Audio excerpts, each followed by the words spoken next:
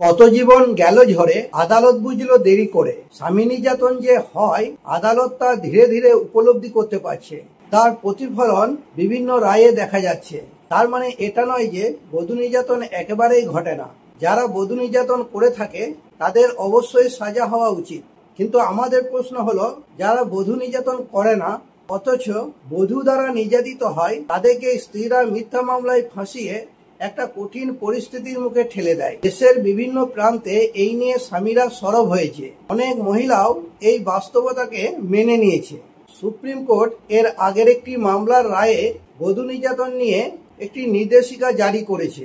এই নিয়ে আমার একটি ভিডিও লিংক ডেসক্রিপশনে দেওয়া আছে, চাইলে দেখে নিতে পারেন। এর মূল উদ্দেশ্য ছিল বিবাহিত মহিলাদের পণের দাবি বা তাদের স্বামী ও শ্বশুরবাড়ির লোকজনদের দ্বারা শারীরিক ও মানসিক নির্যাতন থেকে রক্ষা করা। 1983 সালে 498 ক ধারাটি চালু করা হয়েছিল। এই ধারার মূল উদ্দেশ্য ছিল বিবাহিত মহিলাদের পণের জন্য বা তাদের স্বামী ও শ্বশুরবাড়ির সদস্যদের দ্বারা শারীরিক ও মানসিক নির্যাতন থেকে রক্ষা করা। কিন্তু সময়ের সাথে সাথে দেখা গেল বৈবাহিক সম্পর্কে ছোটখাটো সমস্যা, ভুল বুঝাবুঝি ও ডিভোর্সের সময় প্রতিশোধের জন্য স্ত্রীরা এই ধারার অপপ্রয়োগ করতে শুরু করে। এর ফলে স্বামী ও তাদের পরিবারকে দীর্ঘমেয়াদী আইনি লড়াই ও সামাজিক হেনস্থার শিকার হতে হয়, যা পরে নির্দোষ প্রমাণিত হলেও পুনরুদ্ধার করা সম্ভব হয় না। এরকমই এক মামলা সুপ্রিম কোর্টের সামনে এলে সুপ্রিম কোর্ট বধূ নির্যাতন ও সেই সম্পর্কিত নির্দেশিকা নিয়ে এক যুগান্তকারী রায় দিয়েছে। এই মামলা রায় ও নির্দেশিকা সম্পর্কে বিস্তারিতভাবে জানতে হলে ভিডিওটি প্রথম থেকে শেষ অবধি অবশ্যই দেখতে থাকুন। Welcome back to my YouTube channel legal help and advice Bangla. আজকের এই ভিডিওতে জানাবো শিবাঙ্গী বনশল বনাম সাইব বনশল মামলায় সুপ্রিম কোর্ট কী রায় দিয়েছে, আইনের অপব্যবহার বন্ধ করতে সুপ্রিম কোর্ট কি কি নির্দেশিকা জারি করেছে। চ্যানেল মেম্বারশিপ, আজই এই চ্যানেলের সাথে সরাসরি যুক্ত হন। দেরি না করে চ্যানেলের মেম্বারশিপ গ্রহণ করুন। আপনার নিজের ও আপনার পরিবারের যে কোনো সমস্যার আইনি সমাধান জানাতে এই চ্যানেল সবসময়ের জন্য গুরুত্বপূর্ণ ভূমিকা পালন করবে। আমরা মেম্বারদের সমস্যার সমাধানের জন্য আলাদা ভিডিও বানিয়ে থাকি, যেগুলি কেবলমাত্র মেম্বারশিপ গ্রহণ করলেই দেখতে পাবেন। মেম্বারশিপ নিতে ভিডিওর নিচে থাকা জয়েন বাটনটি ক্লিক করুন। আজই চ্যানেলটিকে আপনার পরিবারের সদস্য বানিয়ে ফেলুন।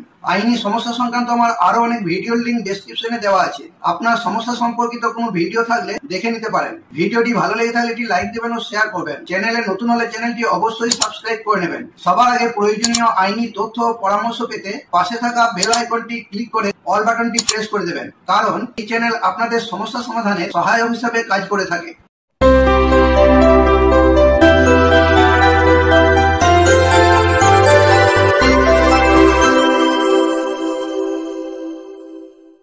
শিবাঙ্গী বনশল বনাম সাইব বনশল মামলায় সুপ্রিম কোর্ট কি রায় দিয়েছে।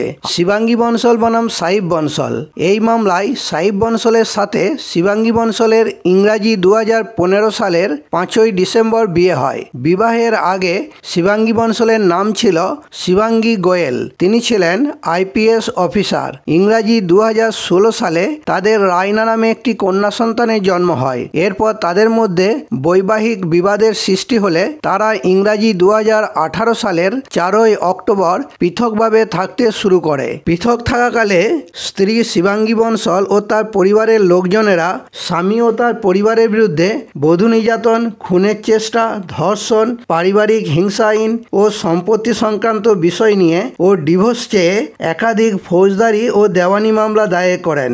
একইভাবে স্বামী ও তার পরিবারের লোকজনেরা একাধিক মামলা দায়ের করেন, যার মধ্যে বাচ্চার হেফাজত ও মানহানির মতো মামলা রয়েছে।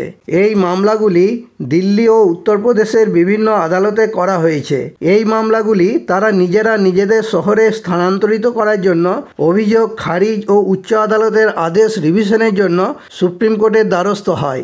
অবশেষে তারা সুপ্রিম কোর্টে একটি পারস্পরিক বোঝাপড়ার ভিত্তিতে মামলার নিষ্পত্তি করতে রাজি হয়। সুপ্রিম কোর্টের রায় এই জটিল ও আবেগপূর্ণ আইনি লড়াইয়ের ইতি টানতে সুপ্রিম কোর্ট সংবিধানের 142 নম্বর অনুচ্ছেদ মতে বিশেষ ক্ষমতা প্রয়োগ করে সম্পূর্ণ ন্যায় বিচার নিশ্চিত করে। 1. বিবাহ বিচ্ছেদ এবং মামলা খারিজ। ক. সুপ্রিম কোর্ট দম্পতির বিবাহ বিচ্ছেদ অর্থাৎ ডিভোর্স মঞ্জুর করে। খ. সুপ্রিম কোর্ট উভয় পক্ষে দায়ের করা সমস্ত দেওয়ানি ও ফৌজদারি মামলা এক নির্দেশে খারিজ করে দেয়। 2. জনসমক্ষে ক্ষমা চাওয়ার নির্দেশ। ক. স্বামী ও তার পরিবারের উপর মিথ্যা মামলা ও হয়রানির কারণে ক্ষতিপূরণ হিসাবে সুপ্রিম কোর্ট স্ত্রী শিবাঙ্গী বানশাল এবং তার বাবা মাকে নির্দেশ দেয় যে তারা যেন জাতীয় স্তরের সংবাদপত্র এবং সমস্ত সোশ্যাল মিডিয়া প্ল্যাটফর্মে যেমন ফেসবুক, ইউটিউব, ইনস্টাগ্রাম ইত্যাদিতে একটি সত্যহীন অর্থাৎ নিঃশর্তভাবে জনসমক্ষে অর্থাৎ প্রকাশ্যে ক্ষমা চান। 3. আইপিএস পদের অপব্যবহারের উপর নিষেধাজ্ঞা। ক. শিবাঙ্গী বানশাল একজন আইপিএস অফিসার হওয়ায় সুপ্রিম কোর্ট তাকে নির্দেশ দেয় যে তিনি যেন ভবিষ্যতে তার পদ বা ক্ষমতা প্রাক্তন স্বামী ও তার পরিবারের বিরুদ্ধে কখনোই অপব্যবহার না করেন। খ. স্বামী ও তার পরিবারকে পুলিশি নিরাপত্তা প্রদানের নির্দেশ দেওয়া হয়। 4. শিশু সন্তানের হেফাজত ও খোরপোশ। ক. তাদের নাবালিকা কন্যা সন্তানের হেফাজত মায়ের কাছে রাখা হয়। খ. বাবাকে সুপারভাইজড ভিজিটেশন রাইট অর্থাৎ তত্ত্বাবধান ও সাক্ষাতের অধিকার দেওয়া হয় এবং ছুটির অর্ধেক সময় সন্তানের সঙ্গে কাটানোর অনুমতি দেওয়া হয়। গ. স্ত্রী নিজের এবং সন্তানের জন্য খোরপোশ বা ভরণপোষণের সমস্ত দাবি ত্যাগ করেন। 5. সম্পত্তি হস্তান্তর। স্ত্রী শিবাঙ্গী বানশালের মা সন্ধ্যা গোয়েলকে একটি সম্পত্তি স্বামী সাহিব বানশালের নামে হস্তান্তর করার জন্য সুপ্রিম কোর্ট নির্দেশ দেয়। আইনের অপব্যবহার বন্ধ করতে সুপ্রিম কোর্টের গুরুত্বপূর্ণ নির্দেশিকা। এই মামলার সবচেয়ে গুরুত্বপূর্ণ আইনি প্রভাব হল ভারতীয় দণ্ডবিধির 498 ক ধারা, যা বর্তমানে ভারতীয় ন্যায় সংহিতার 85 নম্বর ধারা। এর অপব্যবহার বন্ধ করতে সুপ্রিম কোর্ট কিছু নির্দেশিকা বহাল রাখে। ক. Cooling off period.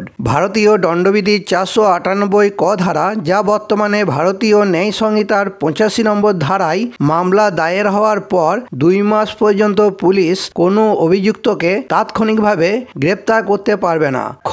পরিবার কল্যাণ কমিটি। এই 2 মাসে কুলিং অফ পিরিয়ডে মামলাটি পরিবার কল্যাণ কমিটির কাছে পাঠানো হবে। কমিটি উভয় পক্ষকে আলোচনার মাধ্যমে বিষয়টি মিটিয়ে ফেলার সুযোগ দেবে। বধূ নির্যাতন মামলার অপব্যবহার বন্ধ করতে এই রায় সুপ্রিম কোর্টের একটি গুরুত্বপূর্ণ পদক্ষেপ ও ঐতিহাসিক রায়। আজ এই পর্যন্তই। এই সংক্রান্ত কোনো সমস্যা থাকলে কমেন্টে জানাবেন। ভিডিওটি ভালো লেগে থাকলে সাবস্ক্রাইব করে দেবেন।